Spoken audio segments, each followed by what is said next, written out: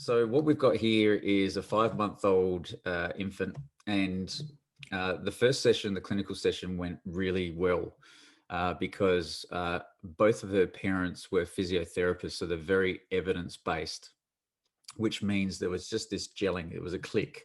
I didn't have to sort of think too much about the language and the way that I was phrasing the questions. I could just speak. I could use the word cognitive and so forth.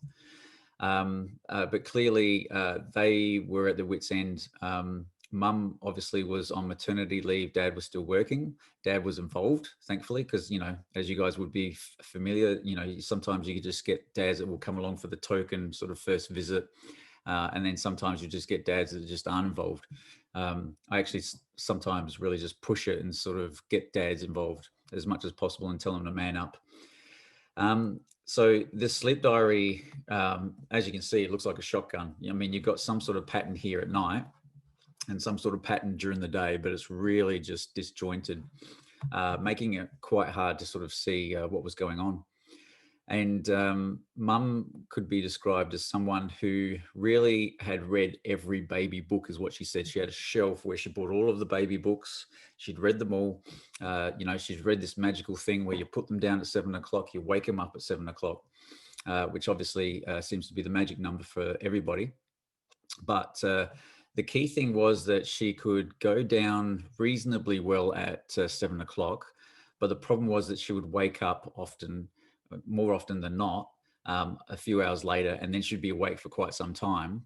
And nothing that they tried has been able to put her down to sleep quite well. So obviously, Mum going to the mother's group, she's like, okay, she's hearing about these babies. Not only are some of them sleeping through, but also some of them don't wake up for this period of time in the late evening.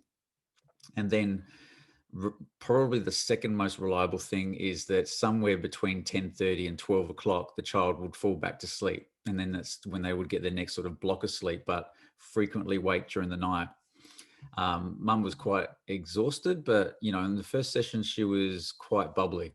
And I think, part of that is a bit of hope that they've potentially could find someone that could help them. And then as you can see here, she was just trying to sort of schedule naps where possible, but she had heard that read that you're supposed to have 3 naps for infants before this 5 months period, and she was still going with that. The amount of parents that are coming to me saying that they have, I'm just going to call a spade, done the little ones program. And they're told, they've got to have half an hour nap there and 1 hour nap there and 1 hour nap there. And I'm like, all those particular awake times. And I think, where did they get that from? Yeah, it's interesting. And well, it's interesting because you look at their research and it's got, our sort of publications there, not their own.